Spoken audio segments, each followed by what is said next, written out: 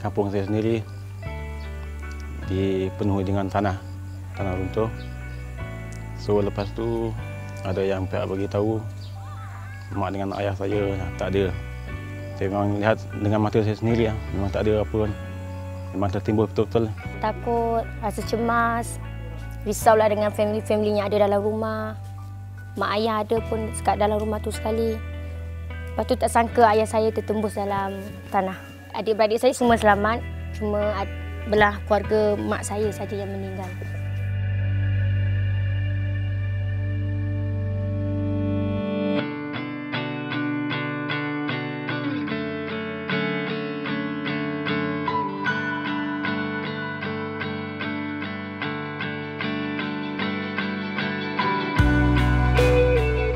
Saya berasa amat sedih apabila saya mengetahui tragedi di perkampungan orang asli Sungai Ruil ini yang telah berlaku pada tahun 2011. Di atas malangan dan tragedi tersebutlah maka kerajaan meluluskan dalam belanjawan yang saya telah bentangkan pada tahun 2012 sejumlah peruntukan sebanyak 50 juta untuk membangunkan perkampungan orang asli yang moden lagi selesa dengan segala kemudahan yang terkini, dan alhamdulillah hari ini kita dapat menyaksikan bahawa apa yang kita telah luluskan itu menjadi realiti.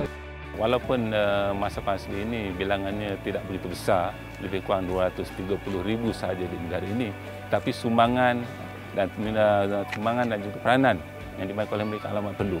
Jadi keprihatinan dan kepercayaan diberi oleh Yang Amat Perdana Menteri adalah satu sikap tokoh pemimpin yang baik yang perlu kita laksanakan. Sebab PN datang sini, kita pun kami amat bergembira lah, berbangga besar lah. Tadi dia baru berkataan masyarakat orang asli tak ada ketinggalan lah. Saya berasa terharu sebab Yang Amat Berhormat lawati projek yang mendatangkan outcome yang paling signifikan kepada orang ramai, khususnya kepada masyarakat orang asli. Semua keluarga yang terlibat dalam naas ataupun tragedi tersebut sekarang ini hidup dalam keadaan rumah-rumah moden yang cukup sempurna dan boleh menempa masa depan yang lebih meyakinkan. Ini sekaligus menunjukkan bahawa dari segi kerajaan kita memang terus berusaha supaya setiap kelompok dan komuniti dalam negara kita akan mendapat pembelaan yang sebaik.